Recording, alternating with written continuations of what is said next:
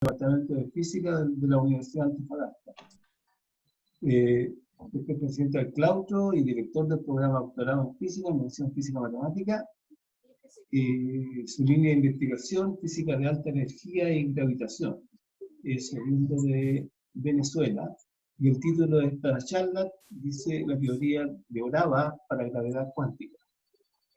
Dice, pueden compartir la pantalla, Jorge, y damos inicio entonces. Gracias.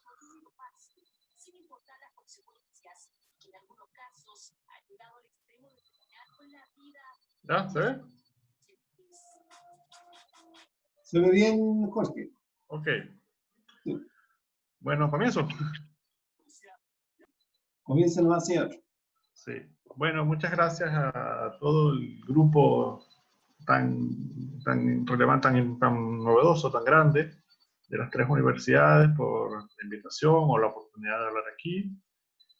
Y bueno, estamos, como decimos nosotros, a la orden, a su disposición para cooperar en cualquier aspecto que mejore, digamos, el desarrollo de la ciencia y la investigación en física, especialmente en la zona norte de Chile. Bueno, específicamente hablando sobre mi trabajo, no voy a hablar específicamente sobre un resultado concreto, sino un poco, me imagino yo que la idea es como irnos conociendo, presentándonos. Entonces me ha parecido interesante presentar como una revisión de las últimas cosas que he hecho sobre esta teoría, a la cual le he dedicado los últimos años.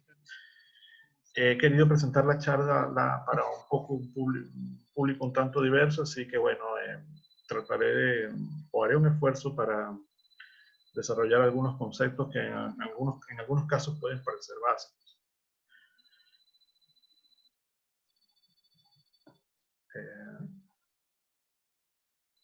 Bien. Bueno, la historia comienza con, diría yo, probablemente el problema más importante de la física teórica, que es encontrar una formulación microscópica cuántica de la interacción gravitacional. Más allá de eso, incluso uno quisiera tener una visión unificada, es decir, que de alguna manera la misma teoría que explica las otras interacciones de la física de partículas, que se conocen bien, sea la misma teoría que explique Gravity, pero antes que eso, en cualquier caso, hay que lograr conciliar el problema fundamental de que no se ha podido hacer una mecánica cuántica que explique a la interacción gravitacional.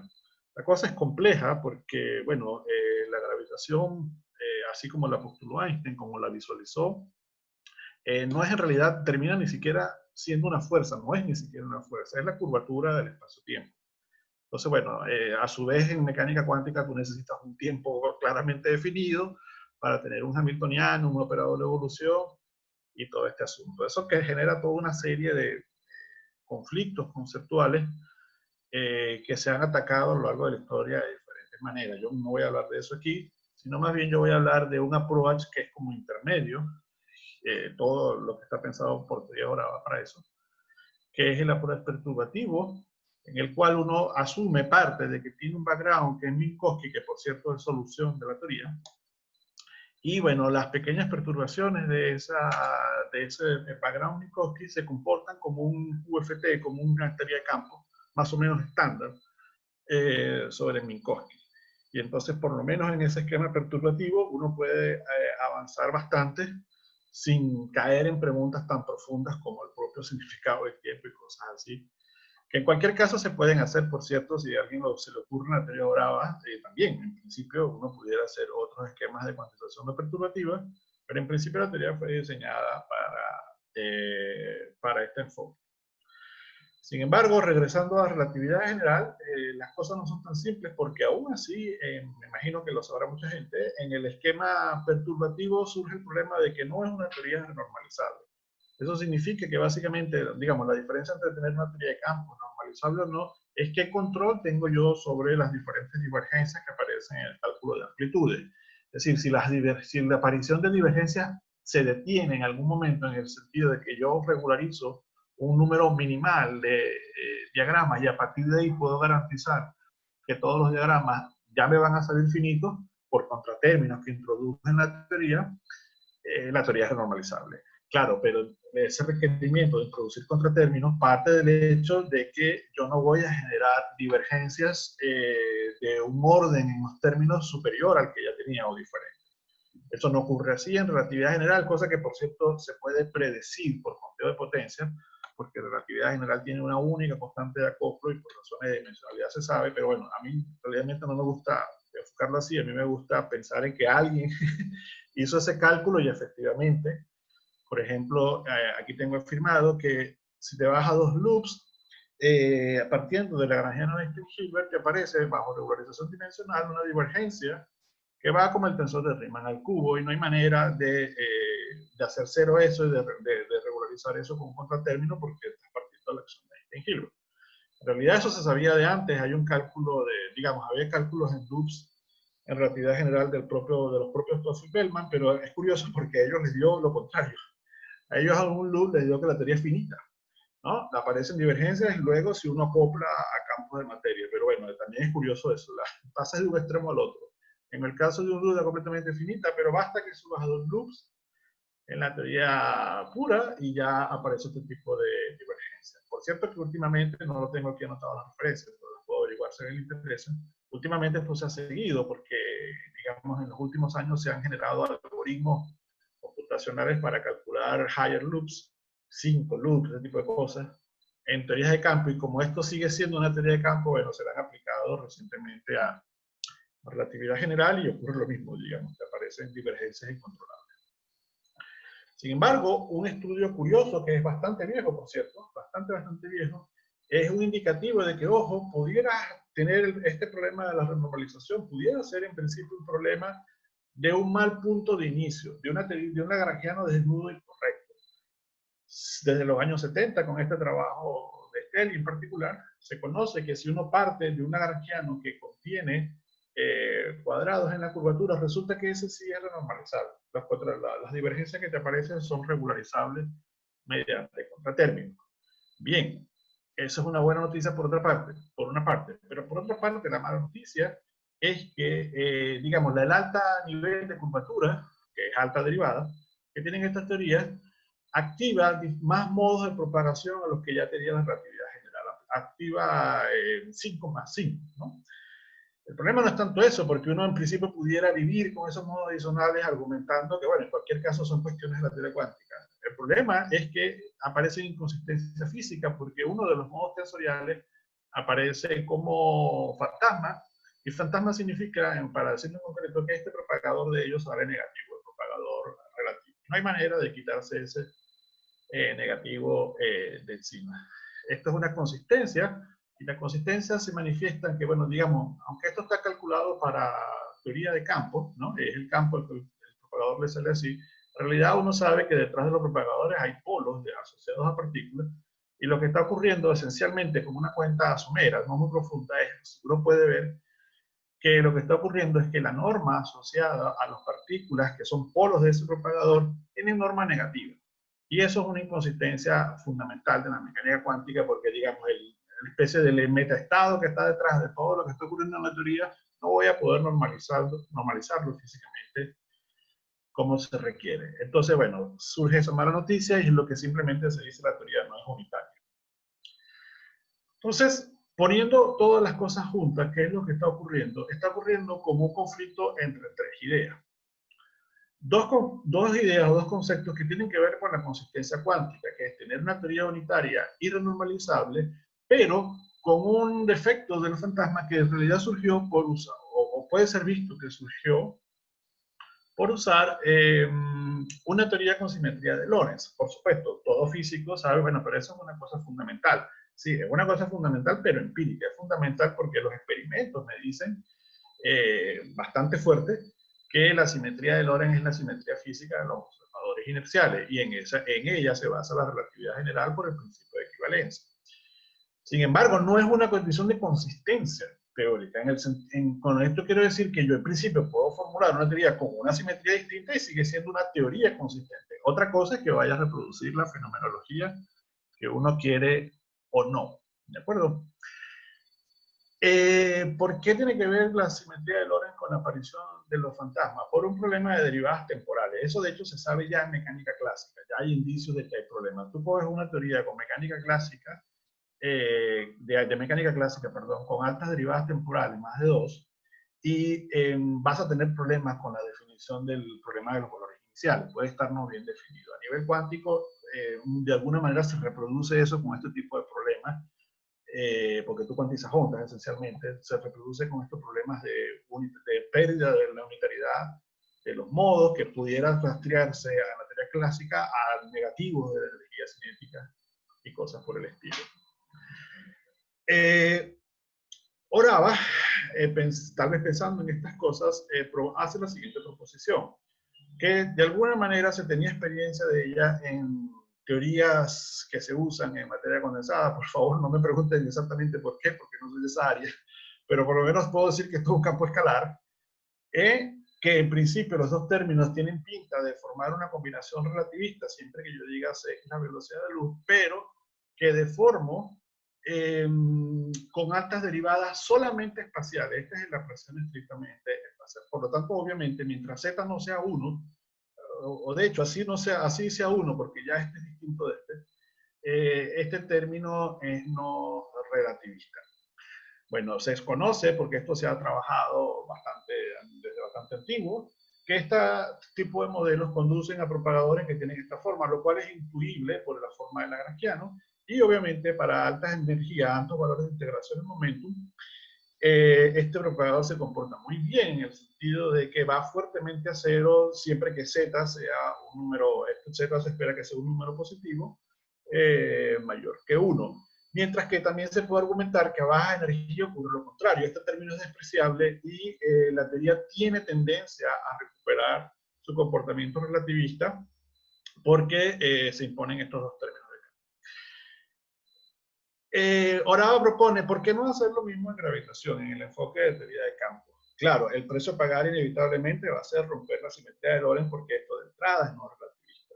Es decir, si yo quiero recuperar las dos propiedades iniciales de consistencia, unitariedad y renormalizabilidad, lo puedo hacer pagando el precio de romper la simetría de Lorentz local, por lo menos con la esperanza de que sea alta energía, que era un poco la idea de acá, por lo menos, para comenzar, digamos, para que nadie me diga de entrada esto es una locura. No, pero por lo menos supongamos que a la física de muy alta energía, la física que va mucho más allá de nuestra capacidad de hacer experimentos actualmente, la simetría de Lorentz de verdad se pierde. No es la primera vez que esa idea se ha usado. Eso ha aparecido, esta idea de romper la simetría de Lorentz a altas energías, aparece una y otra vez cada vez que la gente intenta enfocar la cuantización de la gravedad. Aquí se hizo de una manera concreta. Bueno, ¿exactamente para qué? Exactamente para proponer modelos que se parezcan a Lipschitz, pero aplicados a relatividad, a gravitación. O sea, a teorías que tienen que ver con curvatura. En este sentido, si uno logra eso, pudiera tener una teoría unitaria, en el sentido de que puedo tener bajo control o puedo suprimir la aparición de fantasmas, y la alta derivada en estos momentos me garantiza, o no me garantiza, es un fuerte indicio de que la teoría puede ser renormalizable. Aclaro de momento ya de entrada que estas cosas en realidad hay que probarlas, y en parte nuestros estudios han siempre, o los hemos tratado de enfocar hacia allá. O sea, porque el proponer un modelo de Lipschitz y proponerse la relatividad general no te garantiza que de verdad vas a tener una teoría exactamente unitaria o que se pueda demostrar que es normalizable. De hecho, me han aparecido casos donde se pierde la unitariedad. Entonces, bueno, todo eso da pie para desarrollar estudios que me parecen a mí son bien interesantes. Bueno, para definir la teoría, por el asunto de la ruptura de la simetría de Lorentz local, o si usted quiere, la covariancia general, aunque no es exactamente lo mismo, pero para decirlo en términos más simples, lo primero que hay que hacer es abandonar la idea de que existe una métrica del espacio-tiempo riemanniana o pseudo-riemanniana, porque, bueno, esa es una idea que se basa precisamente en la simetría de los isomorfismos generales. Lo que tengo es una foliación en donde tengo identificado un tiempo como dirección preferida, y a lo sumo ese tiempo se puede reparametrizar en sí mismo. Por lo demás, las transformaciones espaciales son arbitrarias. La teoría que propone Orava de entrada usa los ingredientes similares a la relatividad general, en el sentido de que se sabe de relatividad general que unas variables naturales para definir una foliación, porque tú puedes definir una foliación también en relatividad general. De hecho, para hacer el Hamiltoniano necesitas, la formulación ADM necesitas definir una foliación. Utilizas las tres variables, la métrica estrictamente espacial, que puede evolucionar en el tiempo, la función lapso y el vector de Schiff, que son bastante populares en gravitación. Bueno, esta es la versión infinitesimal de los diffeomorfismos que preservan la foliación, FDIF, que es un término que va a aparecer sistemáticamente. Los diffeomorfismos restringidos porque preservan la foliación, y yo puedo recuperarlos como simetría gauge actuando sobre los campos, y de forma tal que esto esencialmente es un subcaso de los diffeomorfismos generales conocidos de la gravitación. Un comentario importante es que estos disomorfismos permiten hacer dos versiones separadas de la teoría, que tienen que ver con que cuando pido que la función lapso, uno de los campos, es estrictamente una función del tiempo, y cuando no, cuando es tanto el tiempo como el espacio. La razón de ello es que como esta simetría es reducida con respecto a relatividad general, esta condición sería preservada por esa simetría, por lo tanto forma una clase distinta en sí misma. Y esto ha dado, digamos, pie para bastantes estudios que tienen que ver cuánto estudio la proyectable y no proyectable. Déjenme comentarles que mi interés por razones de física es sobre todo en la no proyectable, porque yo siempre trato de permanecer lo más cerca que pueda a relatividad general, porque la relatividad general tiene una riquísima fenomenología que la soporta para grandes distancias, y sería una lástima que de entrada tú te divorcies de ella. Tratas de en algún momento de estar cercano a ellos, porque bueno, yo digo, después de todo yo tengo la esperanza de que esto tenga algún sentido físico. La proyectable, lo que le ocurre es que de hecho es que pierde algún vínculo fundamental de la relatividad general, y un vínculo es precisamente una de las componentes de ecuación Einstein. Así que ni siquiera está claro que esta cosa tenga límite newtoniano o algo así. Sin embargo, se ha estudiado muchísimo, tanto como por interés matemático, como por cercanía en cualquier caso, por avanzar, digamos, en la teoría dorada. La gente estudia, se han hecho bastantes cosas en la teoría proyectable. Bueno, esta es la acción de la teoría. Aquí están las variables que la definen en función de los campos fundamentales.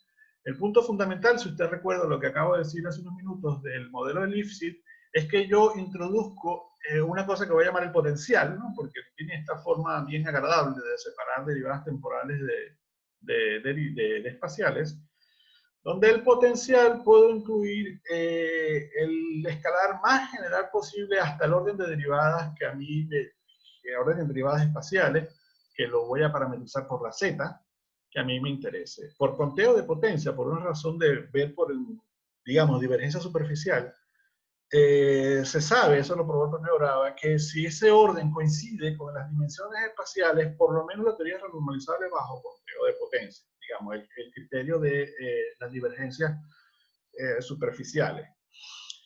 Eso hace que, bueno, yo tenga, para estar un poco tranquilo de que yo voy a terminar con una teoría renormalizable, yo tenga que considerar, por ejemplo, en 3 dimensiones derivadas hasta orden Z3, que en la práctica significa sexto orden en derivadas. Entonces, bueno, eso es muy grande. Se obtienen cerca de 100 términos posibles que se pueden llegar a construir. Por cierto, que aparece este objeto acá también, que no lo vas a ver en relatividad general, porque este no es un vector del espacio-tiempo, pero sí lo es frente al isomorfismo que preserva la foliación. Entonces, bueno, es un ingrediente que hay que considerar si partimos del hecho de que yo debería poner cualquier cosa que sea allí compatible con la simetría y que cumpla el criterio de orden en derivadas, en principio es admisible. Esto fue, por cierto, una contribución de estos autores, ¿no? Incluir estos términos que te hacen mucho más grande el lagrangiano. No solamente eso, sino que se probó en algún momento que ayudan a lo que es el problema de Cauchy, el problema de la estabilidad de la teoría, el problema de la formulación inicial, el problema de los vínculos, y todo eso tiene que ver con la consistencia cuántica, ¿no? Porque tú tengas el álgebra de los vínculos cierre y se generen ecuaciones elípticas. Eso ocurre cuando incluyes este vector. Bueno, entonces, como comentarios generales, Primero, lo de la renormalizabilidad es una suposición. Se cree que la teoría de derivadas es renormalizable ya por el asunto de las altas órdenes derivadas, pero eso hay que probarlo. Eso no se ha probado. Solo lo que se conoce es el conteo de potencia, que así por unidades parece que los propagadores se portan bien. Entonces, bueno, sería maravilloso poder avanzar en este sentido. En el caso proyectable, sí, se probó, con un desarrollo bien interesante, y sin embargo, déjenme comentarles, bueno, pero ¿por qué es tan distinto? Y esto tiene mucho que ver con el trabajo que les voy a contar aquí. Lo que pasa es que la teoría proyectable es mucho más sencilla dinámicamente porque es una teoría que solo tiene vínculos de primera clase, como Yang-Mills, por ejemplo, o la propia relatividad general. Cuando tú tienes vínculos de primera clase, tienes una teoría que solo tiene vínculos asociados a simetrías gauge, y la cuantización se basa precisamente en explotar la simetría gauge. Por ejemplo, puedes hacer FA de Popov, buscar carga BRCT y formular, hacer todo un marco de cuantización basado en la simetría BRCT.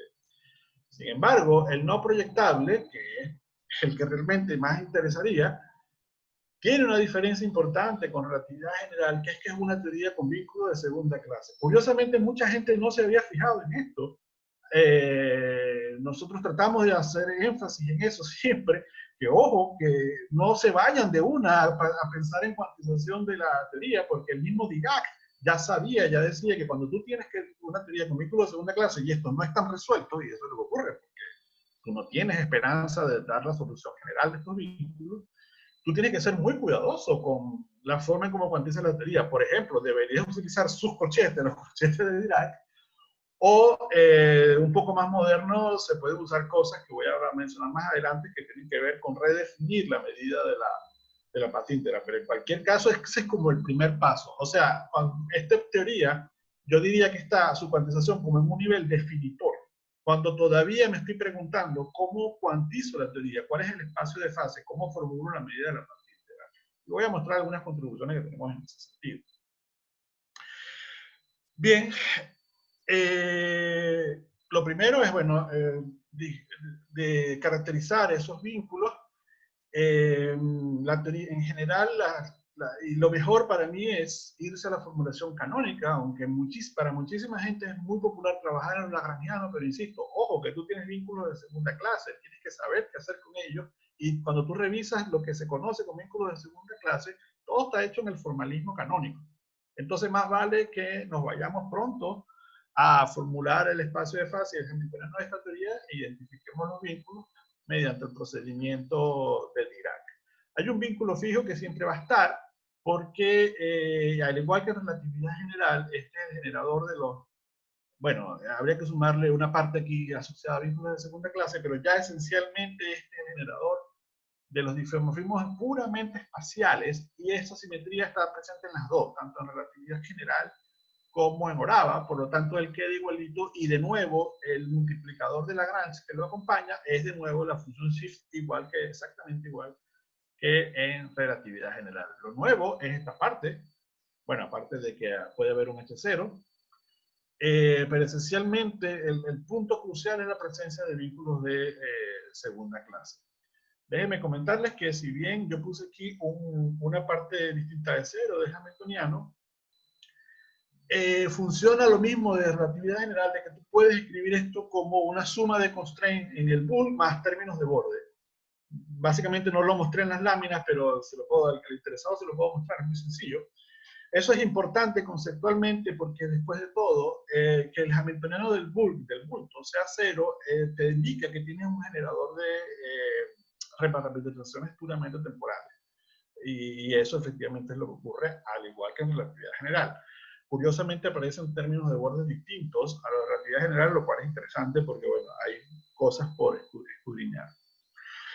Bien, en cuanto a las fórmulas exactas, yo tengo que separar la formulación canónica en dos casos, porque el hessiano puede salirme singular. En algún momento, cuando hago la transformación de Legendre, la transformación pudiera ser singular. Y eso ocurre cuando este factor que está aquí entre paréntesis es 0, es una traza, digamos, la traza de esto. Cuando eso ocurre, se genera un vínculo primario adicional. Eso me separa en dos casos discontinuos la formulación canónica y entonces siempre me voy a cuidar de distinguir los dos casos. El caso genérico, el que la mayoría de la gente ha estudiado por ahí, no tiene esto cero y sigues adelante con la transformación canónica directa, pero ojo que voy a llamar al caso crítico donde esa constante lambda, que es la constante que viene del término simétrico de Lagrangiano, déjenme retroceder un poquito para aclarárselo, esa constante es la que está aquí, muy importante, toma el valor inverso de la dimensión, bueno, entonces esta cosa es seria y se genera el caso crítico. En el caso, cuando eso no ocurre, en el caso no crítico, bueno, aquí están un poco fórmulas explícitas del hamiltoniano y de los vínculos de segunda clase. Este es el momentum canónico de la función lapso, y este es el análogo al vínculo hamiltoniano de la relatividad general. Solo que aquí es mucho más complicado porque yo en principio tengo un potencial que va a ser mucho más complicado, y bueno, para sacar una cuenta concreta tendría que fijarlo y hacer este cálculo. Pero yo puedo mostrar unas cuentas concretas en algunos modelos de largas distancias. Los términos de borde que les comentaba hace un ratito son estos. Uno de ellos vuelve a ser la energía AdM tal cual de relatividad general, pero hay otra contribución asociada al gradiente de n en el infinito que no necesariamente es cero para configuraciones asintóticamente planas. O sea que esa parte también se tiene, ya se conoce la energía de la teoría y recibe una contribución adicional a la que tiene relatividad general. En el caso crítico, un poco la gracia es que te aparecen estos dos vínculos adicionales que también son de segunda clase. La traza de este pi, de traza de momentum, como decía hace unos minutos, y uno más asociado a la conservación de este. Pero cuando aplico el programa de Dirac, me doy cuenta que se necesita un vínculo más. Los vínculos de segunda clase vienen por pares. Entonces, esta es como la pareja de esto. Bien, esto tiene consecuencias fundamentales, por supuesto. Una de ellas es que al haber dos vínculos más de segunda clase se pierde un modo adicional. Eso me lo pasé un poco rápido. Aquí, en el caso genérico, lo regreso. El conteo de grados de libertad en función de los vínculos y la simetría gauge da que la teoría genérica, no crítica de Brava, siempre tiene un modo adicional comparado con relatividad general. Tiene dos modos y uno más. Y bueno, ese modo adicional ha sido objeto de estudio bastante intenso. Sin embargo, este caso crítico a mí me parece muy interesante porque no lo tiene. No tiene ningún modo adicional. Tiene exactamente los mismos modos de relatividad general, lo cual hace que la física uno espera que sea bastante cercana a la relatividad general, por lo menos la física de altas energías, la física donde yo desprecio en el potencial los términos de alto orden que he puesto por razones de normalización. Y entonces, bueno, parte de las cosas que voy a mostrar en unos segundos tienen que ver un poco con la física del caso crítico, que a mí me parece muy interesante. Para mostrar cosas más concretas, déjenme mostrarles esto. El potencial z igual 1, donde las derivadas espaciales son del mismo orden que las temporales, no es muy grande. Tiene el mismo término de relatividad general, que es el espacial, y uno más porque, como les comentaba, hay que considerar a este vector, lo cual, bueno, hace bastante interesante porque tiene una teoría distinta a gravitación que se supone vendría de una deformación cuántica de la relatividad general. Bueno, lo primero que comento con el modelo de larga distancia es un estudio muy interesante que resulta que la teoría de Einstein-Etter, que es previa a la de Orava y que se había construido de forma completamente covariante, este es el cuadridimensional, añadiendo la relatividad general un tensor que nunca es cero, con lo cual siempre rompe Lorentz, o sea que es tipo tiempo, siempre rompe Lorentz localmente. Si a esa teoría de Einstein-Etter le pones una condición a mano adicional, que es que, por decirlo en cortito, básicamente U sea este gradiente de acá, que se llama condición de hipersuperficie o ortogonal de hipersuperficie, se puede probar que la teoría resultante con este grado de libertad escalar es dinámicamente completamente equivalente a la teoría de Orava con este potencial, digamos, porque estos términos de acá se acaban en ese orden, en el orden de Z1, y no se conoce un Einstein-Etter con órdenes superiores de derivada, lo cual además sería problemático por el asunto de las derivadas temporales, porque Einstein-Etter es covariante. El hecho es que son equivalentes y la forma en que se ve la equivalencia es fija en Gauge, decir que la función escalar es el propio tiempo, y cuando lo haces te sale limpiamente en la Lagrangiana dorada con esta identificación de las constantes de acoplo. Entonces, lo cual hace que, bueno, todos los estudios de Steiner que sean aplicables al caso de superficie ortogonal son automáticamente resultados de la teoría de Orava. Uno de ellos tiene que ver con soluciones, aquí, aunque nosotros los planteamos también lo mismo, pero directamente trabajando en Orava.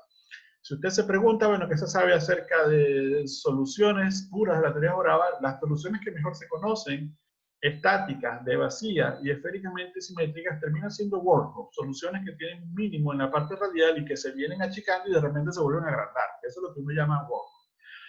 Pero permítanme hacerles varios comentarios interesantes. Uno es que este wormhole no es simétrico, a diferencia de lo que comúnmente se trabaja por allí en relatividad general, o de hecho algo todavía más importante que eso es esto que tengo marcado acá. Los wormholes en la teoría de Orava son soluciones de vacío. Si alguien ha estudiado wormholes en gravitación, le sonará que los wormholes no son físicos, son inestables, qué sé yo, necesitan materia exótica. Todo eso es porque en relatividad general ellos no son soluciones de vacío. Tú necesitas poner un agregado de materia y la materia necesaria, típicamente, casi prácticamente todo lo que se ha estudiado en relatividad general, la materia necesaria para crear una garganta de este tipo en relatividad general no puede ser física. Básicamente viola los, ¿cómo se llama esto? Las definiciones de positividad de la energía.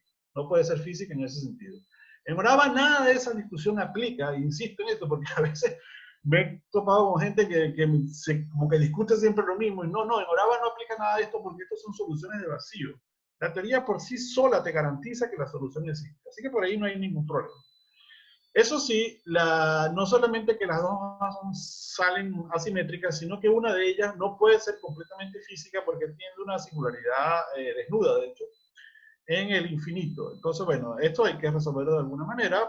Si esto es viable, debería argumentarse que hay una truncación, no sé, por alguna estrella, algo así. Eso es lo que se puede asumir en este éter. O es la solución exterior de algo. Esto se conocía, como acabo de decir, del propio Einstein, así que en Orava lo que hizo fue recuperarse y se ha recuperado en diferentes sistemas de coordenadas. Incluso con constante cosmológica, pero ahí en ese caso de constante cosmológica la solución no la pudimos hallar analíticamente, pero se vio limpiamente, numéricamente, que las soluciones de Bornholm aparecen con asintótica anti de Sitter. Bien, el caso crítico, como decía hace unos minutos, para mí tiene física bastante interesante. Aquí les muestro lo que terminan siendo ahora sí explícitamente los vínculos todos, porque es truncando el potencial de solo la teoría efectiva, quedándome solamente con los términos Z igual a 1. Bueno, resulta que esta teoría propaga ondas gravitacionales exactamente el mismo tipo que relatividad general. Es decir, la teoría linealizada reproduce exactamente en el gauge transverso, digamos, el gauge transverso se debe a los isomorfismos espaciales, así que lo puedo poner tanto en relatividad general como en Orava. Propaga exactamente los mismos modos transversos si traza de la relatividad general. Eso por una parte. Pero más allá, más sorprendente aún, es que la propia generación, cuando ya no veo el problema de propagación de la onda en el vacío, sino que veo el problema de la generación, de la distribución de materia que me está generando esa perturbación. Si yo aplico las técnicas estándar eso tiene un nombre, de fuente Wick and slowly varying, o sea, variando suavemente, obtengo que esencialmente el modo dominante es exactamente la misma fórmula famosísima del cuadrupolo de Einstein. Solamente la única diferencia son constantes de acoplo, porque bueno, la teoría Orava tiene otras constantes de acoplo que no tienen en principio por qué ser las mismas de la relatividad general. Pero bueno, me parece a mí bien interesante porque precisamente el resultado que quedó como en la mente de mucha gente cuando este análisis se hizo para el caso genérico fue que aparecían contribuciones dipolares distintas en el modo dominante, distintas a la relatividad general que no tiene contribuciones dipolares. Pero ojo que si estudias el caso crítico eso no es así porque eso está asociado a los grados de libertad disponible y entonces los grados de libertad disponible solo te permiten tener el cuadrupolo. Bien, pero no todos son buenas noticias, lamentablemente con el caso crítico, un defecto físico que tiene no de consistencia teórica, sino como fenomenológica. es que, bueno, a mucha gente le interesa hacer cosmología basándose en lo más simple que puedes hacer, ¿no? Como lo más básico, que es pedir ansas de configuraciones homogéneas e isotrópicas, por ejemplo, conectadas a algún fluido perfecto. Bien, cuando haces ese ejercicio, en el caso crítico, acoplado a un fluido perfecto y con una condición de homogeneidad e isotropía, resulta que la única solución es trivial. La única solución que emite el sistema de ecuaciones es vacío total de materia y el universo estático. Entonces, bueno, eso lo hace muy poco interesante para, digamos, si uno insiste en este tema de la cosmología, yo simplemente comento, bueno, no es interesante para homogéneo isotrópico, pero pudiera ser salvable para otro tipo de estudio, porque esas afirmaciones o esas suposiciones no dejan de ser cosas como digamos, puestas a mano, observacionales. De repente no es así, de repente ese no es el ansar apropiado. En cualquier caso, insistiendo de nuevo con el caso crítico y el hecho de que tiene los mismos grados de libertad de relatividad general, un estudio que en algún momento pensamos fue que resulta que los difeomorfismos que preservan la foliación, como simetría gauge, son totalmente naturales para el formalismo canónico. ¿Qué quiero decir con esto? Uno está acostumbrado en física teórica a construir un lagrangiano por razones de simetría y para hacer la teoría cuántica termino construyendo, si quiero, ¿no? Hacer un análisis en el caso de fase. Termino construyendo un hamiltoniano vía una transformación de Legendre. Y si la teoría es medio complicada, bueno, entonces tengo que estudiarme el asunto de los vínculos y todo eso que es más o menos bien conocido. Pero la acción canónica en el espacio de fase es tan buena acción como la lagrangiana, solamente que, bueno, está definida sobre las variables del espacio de fase. Entonces tú te preguntas, ¿por qué no comenzar de allí? ¿Por qué no comenzar con una teoría que directamente está definida en el espacio de fase? Bueno, la respuesta típica es por la simetría, porque es que es muy difícil en teorías relativistas, por la simetría de Lorentz o la general, en el caso de relatividad general, pensar que yo voy a poner un hamiltoniano de una que sea compatible con esa simetría. De hecho, eso nunca se pudo hacer. Sin embargo, en este caso no es así, porque la simetría es diferente y resulta que la acción canónica definida, ¿a dónde está? No la puse nunca. Bueno, la acción canónica, básicamente, la que había puesto antes, donde aquí está el H0, donde está el vínculo de primera clase, que es el momentum, y vínculos de segunda clase, es completamente invariante frente a ese isomorfismo. Eso me da pie a mí a pensar, bueno, entonces yo puedo definir teorías sin hacer procedimiento de Dirac, puedo definir teorías con sus propios vínculos y ver aguas abajo si termino con una teoría consistente o no. Bueno, un ejemplito es cogerse una modificación de la teoría crítica. Tomarse, por ejemplo, bueno, el hamiltoniano distinto de cero puede ser la cosa más general de segundo orden de momentum y con el potencial más general necesario para la renormalización. Y que los vínculos sean los 4 vínculos que son como generalización de la teoría crítica. En la teoría crítica, aquí aparecía la traza de pi igual 0, yo puedo decir, bueno, ¿sabes qué? Le tengo más riqueza en cuanto a las soluciones si aumento al laplaciano de pi igual a 0. Puede tener soluciones más allá de la traza de pi igual a 0 y algo similar con el que era su compañero, que lo puedo postular vía motivar vía corchete y obtengo una derivada del laplaciano actuando sobre lo que tenía antes.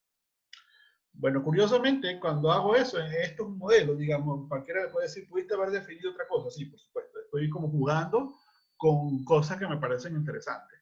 De hecho, este modelo que terminamos haciendo resulta que contiene completamente el caso crítico, en el sentido de que cualquier solución aquí en azul, el caso crítico es solución de este modelo, pero este tiene más.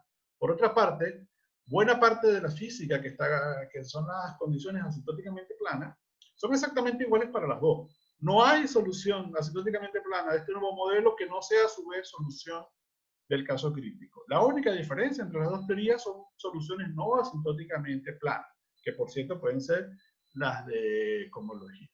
Otro comentario importante es que, de nuevo, yo estoy definiendo cosas y yo no sé si de verdad voy a terminar con una teoría consistente en sí mismo o no. Aquí no hay procedimiento de Dirac, sino simplemente resolver todos los vínculos y todas las ecuaciones de campo. Bueno, eso se puede hacer por lo menos en el análisis perturbativo y se ve limpiamente que el modelo es completamente consistente, todos los vínculos se resuelven con una variable apropiada y te quedan las ecuaciones no resueltas, te quedan como ecuaciones hiperbólicas de ondas para los modos que se propagan. No solamente eso, sino que al haber modificado la teoría, resulta que esta no tiene el problema de la teoría crítica.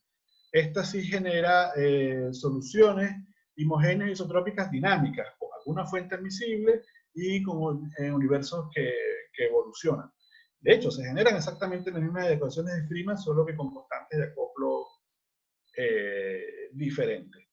Bien, esto ha quedado así, pero digamos, me he preguntado un poco, tal vez sería bueno justificar un poco más eso, decir cuál mecanismo se tiene en cualquier caso para postular los vínculos, y bueno, sí, se puede seguir trabajando en eso, pero no quiero decir que en cualquier caso se logran construir teorías consistentes. Tenemos trabajos en dimensiones 2+1. Esto lo hemos hecho sobre todo últimamente con unos estudiantes del programa. Una cosa bien interesante que conseguimos es que la famosa solución de relatividad general 2+1, que es el cono que produce una partícula en reposo, ¿okay? Conocida desde los años 80, resulta que es exactamente también solución de la teoría Orava, en cualquiera de los dos casos, el no crítico y el crítico. Bien curioso. Sobre todo el no crítico me llama la atención porque la gente suele asociar estos conos planos con el hecho de que relatividad 2+1 no tiene grado de libertad locales. Pues resulta que Orava sí, el caso no crítico, y la solución es exactamente la misma. No solamente eso, sino que esa solución se ha usado para proponer condiciones más generales de plenitud asintótica en 2+1, hecho por ahí por los años 90, considerando la idea de que, bueno, en cualquier caso, una solución asintóticamente plana es una solución que tiende asintóticamente a la solución de la partícula, y entonces, bueno, dada que esta es la solución de la partícula, esta debería ser la condición. Lo notable de la definición, en contraste con 3+1, digamos, lo digo para el que no haya estudiado 2+1, es que el modo cero no está fijo. Este mu es una cosa que varía entre el espacio de funciones. No es una constante, pero varía en el espacio de funciones. No está fijo, sino que afecta al propio modo. Es decir, no hay una métrica fija en el infinito, a diferencia de lo que ocurre en 3+1, que yo tengo un único Minkowski fijo al cual tienden todas las configuraciones asintóticamente planas. Aquí no, entonces lo cual es interesante. Entonces, bueno, cuando uno mezcla las dos cosas y dice, ah, mira, ¿sabes qué? Resulta que la misma condición asintóticamente plana me apareció en Orava, pero ahora por lo menos el caso de Orava tiene un grado de libertad, o sea que la cosa no está tan asociada después de todo a la ausencia de grado de libertad, porque aquí se repite. Entonces, al tener grado de libertad tienes ondas, en principio. Entonces surge la pregunta, bueno, ¿qué pasa con la propagación de ondas gravitacionales en un cono? Eso lo estamos estudiando con un grupo que tenemos allá en Antofagasta. Me parece a mí bien interesante porque este estudio no cabe en relatividad general 2+1 porque tú no tienes ondas en 2+1. Y sin embargo también se abre otra puerta. ¿Y qué pasa en el caso crítico? Porque en el caso crítico sí caemos en lo mismo de relatividad general. No hay ondas, no hay grado local que se propague. Entonces surge otra pregunta. Ah, entonces ¿será que es cierto que es verdad que todas las soluciones son planas? Bueno, resulta que estudiamos eso y no es tan así tampoco. En algún caso, si tú asumes todas las asintóticamente planas regulares son todas planas, pero encontramos unas que no son asintóticamente planas y que no son planas punto a punto. O sea que la restricción solo aplica en este caso a los asintóticamente planas. Bueno, permíteme avanzar para no gastar tanto tiempo, para ir ya cerrando esto. Finalmente, también tenemos estudios, aunque esto también lo hemos enfocado sobre todo en 2+1, que tienen que ver con apuntando hacia la renormalizabilidad de la teoría no proyectable. Como les decía, el caso proyectable se demostró que es renormalizable. La prueba, como uno de sus puntos centrales, diría yo, se basa en trabajos ya conocidos de teoría de partículas no relativistas, de estos autores sobre todo, que básicamente decían, mira, tú puedes tener una teoría no relativista, pero si en cualquier caso terminas con propagadores regulares, y regulares significa esta estructura, que arranques con un omega cuadrado y los demás sean potencias del momentum espacial que vayan creciendo. También hay que decir que el numerador está acotado, pero no lo puse por razones de espacio, pero eso es más o menos obvio. Esto está sumado, esto está positivo porque aquí hay una notación de Wick, esto está en el euclidio, ¿ok? Si tú aseguras que los propagadores de los modos, digamos, tanto físicos como gauge, tienen esta estructura, aplican los mismos criterios de normalizabilidad de teorías relativistas. Básicamente, si tú controlas un número finito de amplitudes que divergen, los controlas con 4 términos, de ahí en adelante te salen todos los diagramas cuya divergencia está suprimida por el grado superficial de divergencia. Por lo tanto, si el grado superficial de divergencia es finito, entonces la teoría es renormalizable. Entonces, esencialmente, buena parte de la prueba consiste en lograr esta forma. No significa que sea la única, por cierto. Se podría probar la normalizabilidad por otra parte, pero nosotros por razones un poco de tiempo no hemos podido mirar si no es esta parte. Uno siempre quisiera tener más tiempo para hacer más cosas. Esto se hizo, se logró conseguir propagadores regulares en la teoría proyectable. En particular, no solamente eso, sino que también es resaltable el hecho de que se encontraron que era necesario usar condiciones de fijación gauge no local. Con no local quiero decir que en la fijación gauge aparecen operadores no locales como un inverso de Laplaciano, lo cual no es ningún problema muy grave en teoría cuántica, porque después de todo tú llevas eso todo al paso de Fourier y todo es una cuestión de momentum que divide y multiplica. No es muy raro, siempre de alguna manera es así en la teoría de Feynman del diagrama, porque la nueva localidad está en el momento en que empiezas a escribir vértices y eso. Cuando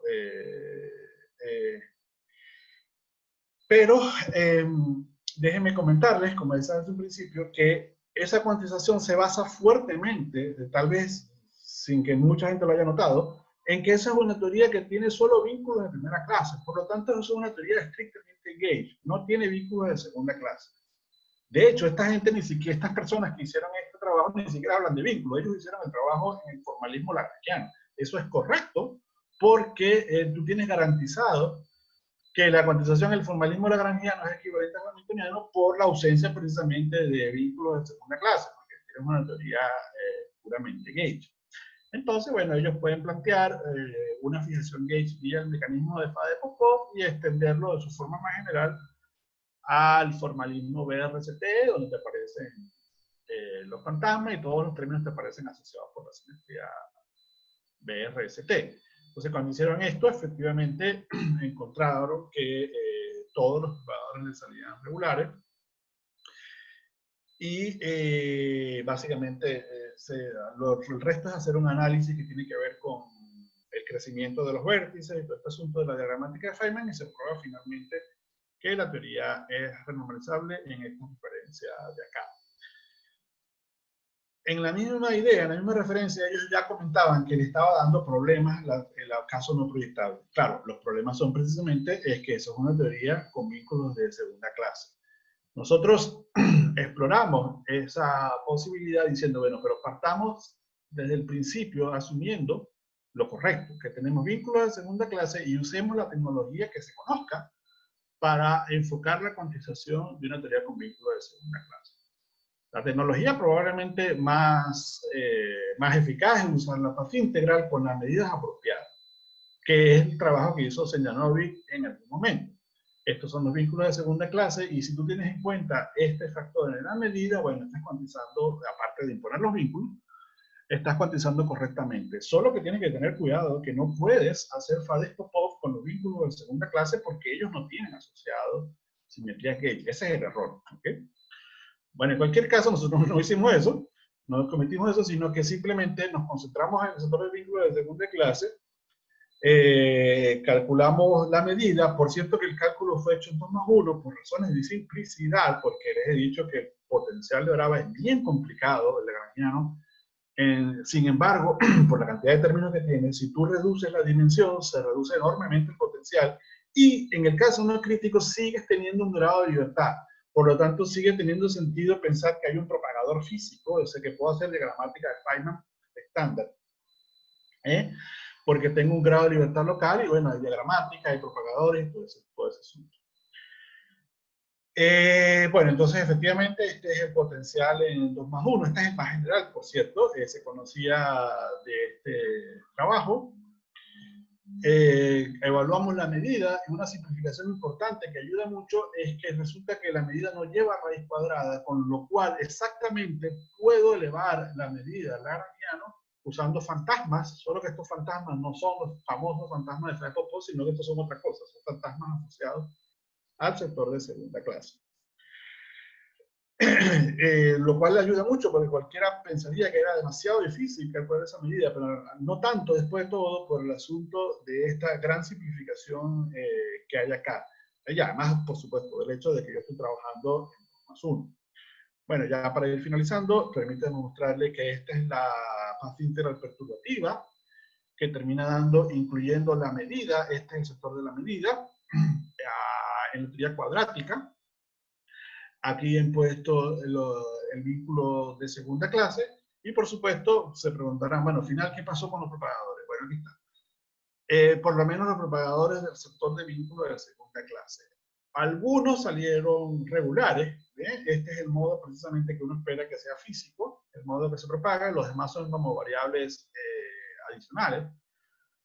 El función lapso salió completamente regular, pero el sector que tiene que ver estrictamente con el hecho de que yo tengo que imponer los vínculos, que son los fantasmas de esos vínculos, y el multiplicador de Lagrange A del vínculo de segunda clase, salió no regular en el sentido de que no depende de la frecuencia, no tiene derivada temporal, por decirlo de esta manera.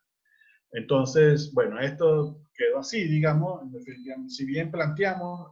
Nuestra contribución fue plantearla con ¿cómo se llama? La cuantización correctamente, en el sentido de tener en cuenta los vínculos de segunda clase, pero eso tampoco, más bien, no mejoró el problema de los vínculos, de los propagadores irregulares.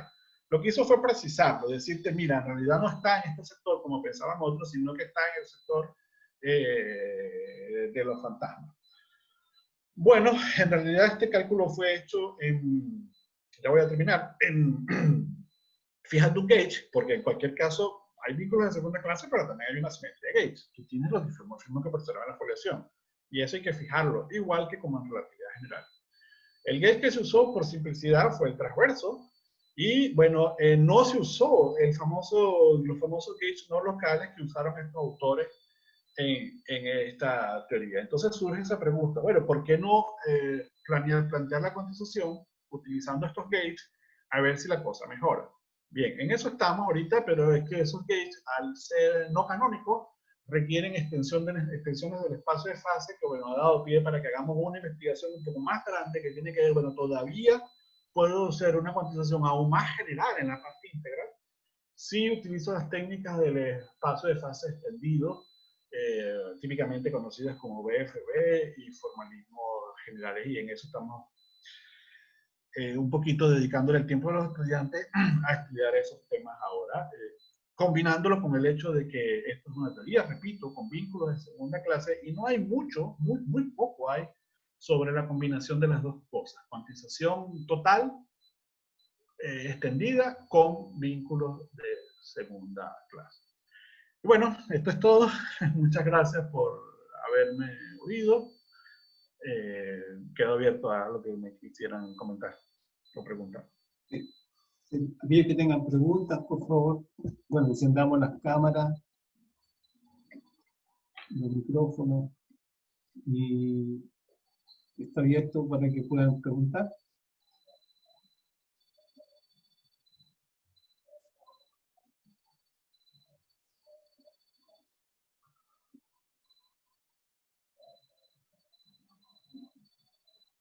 Jorge, yo te voy a hacer una pregunta, pero una pregunta de un ignorante en la materia, respecto a la posible cuantización que tú señalas.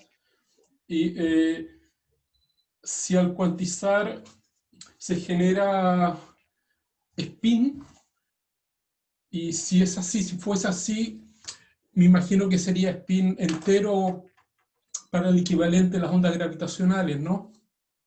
Sí. Sí, el spin lo tienes porque estás trabajando con un campo tensorial. Este es spin 2. Y es spin entero. No es distinto de relatividad general, es lo mismo. Solo que depende, si tienes el caso no crítico, también tendrías un modo escalar. Entonces tendrías spin 2 y spin 0. Si estás en el caso crítico, solo tendrías en 3 más 1, solo tendrías spin 2. Y en 2 más 1 solo tendrías, no tienes nada, porque en el caso crítico no hay grado de libertad. En el caso no crítico, en el 2 más 1, solo hay un modo escalar. Y son bosones, efectivamente, porque la parte gravitacional tú la cuantizas con métrica y esas son variables bosónicas. Hasta donde yo sé, no hay parte fermiónica. Pero bueno, nadie impide, nada prohíbe en principio que también se puedan incluir fermiones, pero ya sería como un añadido. Ya sería como un añadido. Si entendí bien, entonces no tienes spin 1. No tengo spin 1. Porque está en 2 más 1, ¿no?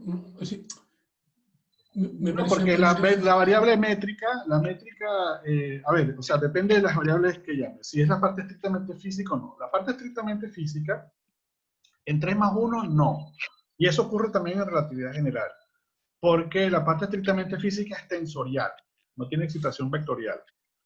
Ahora, lo que pasa es que típicamente uno trabaja con variables redundantes, por razones de simetría. Es decir, tú puedes hacer una cuantización metiendo toda la métrica completa, y cuando hace la descomposición, ella sí tiene un sector vectorial. Pero ese sector no es físico. Entonces depende de lo que estés pensando, ¿sabes lo que quiero decir? O sea, estrictamente hablando, el sector físico es tensorial, y no es distinto el análisis de relatividad general, excepto por el hecho de tener un modo escalar adicional. Pero es escalar. Ahora, pueden aparecer vectores no físicos. Por ejemplo, la función shift asociada a la foliación es un vector y es no físico. Es un multiplicador de Lagrange. Pero te puede aparecer en un esquema de cuantización si tú estás trabajando con un espacio de fase extendido. Y son todos bosones. Sí. Bosones. Gracias, Jorge. Jorge, ¿te puedo hacer unas preguntas? Sí, por supuesto. Sí. Que mostraste que la teoría de Orava, genéricamente, tiene vínculos, tiene los vínculos de difeomorfismos espaciales y el vínculo hamiltoniano. ¿Cómo es el álgebra de vínculos entre ellos? Supongo que no es ADM, ¿no? Bien, el que es el de primera clase es el de momentum. Entonces eso hace que el corchete del vínculo de momentum consigo mismo sea proporcional al vínculo de momentum. Claro. Exactamente igual que relatividad general, eso no cambia. Claro. Pero cuando haces corchetes con el de hamiltoniano, el del primera clase, siento que no tengo ninguna lámina que lo muestre, pero ese cálculo lo tenemos en el paper. El corchete del vínculo de hamiltoniano con el de momentum es proporcional al de momentum, porque ese sigue siendo de primera clase. El que te sale feo, por decirlo de alguna manera, es el hamiltoniano consigo mismo. No es cero, digamos, no es nada así razonable que yo diga, esto es tal cosa. No es débilmente cero, digamos. No es débilmente cero, correcto. Okay. Tanto el de él como el del P sub n. Aquí tengo un vínculo más que no tengo en relatividad general, que es el hecho de que el momentum asociado a la función lapso también tiene que ser cero. Porque la función lapso aquí es una variable canónica, no puede ser un multiplicador de Lagrange. Esto no es mayor problema, en principio simplemente es una cuestión, un detalle a tener en cuenta de que tienes que incorporar a la función lapso y su momentum en el espacio canónico, pero al hacerlo tienes que hacer cero su momentum. Entonces ese corchete tampoco es cero débilmente, el corchete del vínculo de momentum con el vínculo hamiltoniano. Ellos dos son de segunda clase. Y bueno, ese es el álgebra. O sea, hay un sector de primera clase que es momentum y todo lo que tenga que ver con vínculos hamiltonianos y el vínculo P sub n, el momentum del lapso, no es cero débilmente, y bueno, tienes expresiones feas que te puedo mostrar en un paper que tenemos. Ok. Una pregunta también genérica que tengo, es el hamiltoniano, o sea, esta teoría también es, digamos, reparametrizable en el tiempo. Pero genéricamente a mí me parece que, digamos, el problema de la cuantización de la gravedad también va por el sentido de que ese hamiltoniano es un vínculo, entonces no lo puedes como promover a un operador cuántico, digamos.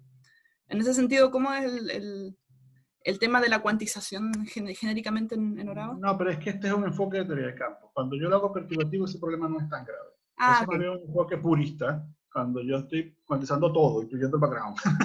sí, okay. No, aquí yo tengo un background y tengo un tiempo natural sobre el cual contarme, que es el tiempo del background. Y entonces el H, J es una perturbación. Entonces en ese caso ese problema no se presenta. Se presenta es otro, que es el de la renormalización de la gravitación. Pero sí, efectivamente, si yo no lo sé, no lo he pensado muy bien porque no he visto muy bien la parte no perturbativa, pero me da la impresión de que en Orava, en cualquier caso, si lo enfoco no perturbativo, no debería ser tan problemático porque yo tengo una foliación única de entrada, donde hay una dirección de tiempo bien definida, a diferencia de relatividad general. Así que por esa parte no sé, pero conceptualmente me parece a mí que debería ser más fácil, por ese aspecto, por el aspecto de tener el tiempo bajo control. Porque es que de entrada la teoría tiene la definición de una foliación como sería una teoría no relativista como es corriente. Y una última preguntita. Mostraste que genéricamente en Orava el hessiano, el rango del hessiano cambia. ¿Podrías ir a ese slide, por favor? No, es que no me está respondiendo esto. Ajá. Ahí. Ahí tú básicamente tienes el hessiano, ¿no? Sí. Que, bueno, no explícitamente, pero sí, está detrás de esto, está el hecho de que sea más singular. Entonces, cuando hay ese salto, digamos, en el rango, el número de, lo que tú obtienes es el mayor número de vínculos primarios, por ejemplo, ¿no? Correcto, efectivamente. Entonces tú tienes un diferente número de grados de libertad, digamos, dependiendo, sí. Dependiendo del rango, ¿cierto? Efectivamente. En este caso no crítico cuando todavía no he dado el salto. Cuando doy el salto a la singularidad, me aparece este vínculo adicional primario. Esto es un vínculo, que va atrás del momento igual a 0. Ya. Y entonces provoca una reducción en el grado de libertad. Luego aparece un secundario, que es asociado a este. Y bueno, entonces entre los dos eliminan completamente un grado de libertad. ¿Cuántos grados de libertad hay en uno y otro caso? Aquí, en este caso crítico, hay exactamente lo mismo de relatividad general. Dos modos transversos centrales. Okay. En el otro caso general, hay uno adicional. Hay un escalar adicional. Ya, ok, me queda claro. Muchas gracias. Curioso, una cosa curiosa que voy a aprovechar que me pregunta es que la promesa era que la promesa heurística al presentar la teoría era que se salvara la unitariedad. Resulta que cuando uno ve aguas abajo los cálculos precisos, eso no es tan así, porque resulta que el modo adicional, en el caso no crítico, hay un sector, bien grande por cierto, en el espacio de constante de acoplo, en el cual es un fantasma. O sea que la idea heurística, después de todo, de que yo vaya a cuantizar en una foliación, no me garantiza nada al final. Hay que ser muy cuidadoso. En cualquier caso, bueno, uno puede eludir, se supone, habría que estudiar, todo eso es material para estudiar, habría que estudiar flujo de renormalización, a ver si de verdad yo puedo eludir ese sector problemático y efectivamente el escalar se comporta como un físico. Pero mientras yo me mantenga en el sector físico, él no da problema, él es un escalar común y corriente. Pero entonces es interesante porque las cosas con las cuales uno comienza haciendo la exposición, y fue lo que dijo la unitariedad, renormalización, tampoco están tan seguras. Es aguas abajo cuando uno ve en precisión. Por eso estos estudios considero yo que son importantes, estos estudios de precisión, de dinámica, es aguas abajo cuando uno ve si la cosa es cierta o no. Por muy buena pinta que tenga, digamos, te puedes llevar sorpresa. Y bueno, eso pasa con el campo escalar. En algún momento puede hacerse fantasma el modo escalar. Claro, está abierto todavía para una consulta, para una última consulta, un comentario.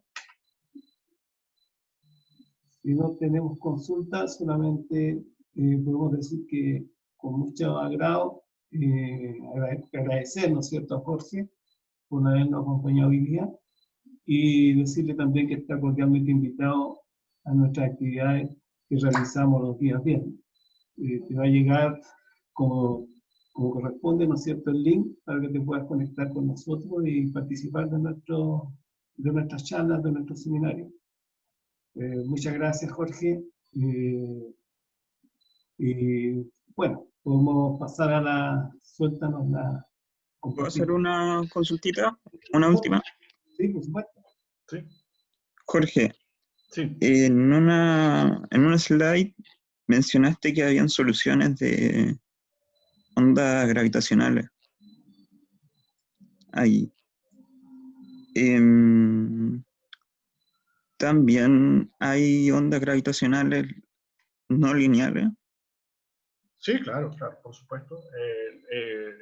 Digamos, la parte como el núcleo del asunto es la parte lineal, pero luego si tú haces perturbaciones más allá de lo lineal, también te aparecen ecuaciones hiperbólicas no lineales que corresponderían a ondas no lineales. Y luego puede incluso no hacer perturbaciones y estudiar el asunto completamente no perturbativo, exactamente igual que en relatividad general. Aquí lo interesante sería, ya que esto es un buen punto, es que lo que sí tengo garantizado es que las derivadas temporales son siempre de segundo orden. Lo que se me va aumentando es la espacial, lo cual no estropea el hecho de que yo tenga propagación de onda. Entonces sería bien interesante subir el orden aquí y hacer estudios, bien sea de perturbaciones a mayor orden o bien sea estrictamente no perturbativo. Pero sí, detrás de todo hay ecuaciones hiperbólicas. Lo bueno de linealizar y hacer perturbaciones es que me permite identificar, me permite precisamente a dónde está el modo que se propaga. Pero si yo no lo hiciera, igual está allí. Lo que pasa es que puede estar oculto. ¿Sí? Ya, gracias. Muchas gracias, Jorge. Un aplauso. Gracias a ustedes. Gracias. Muchas gracias.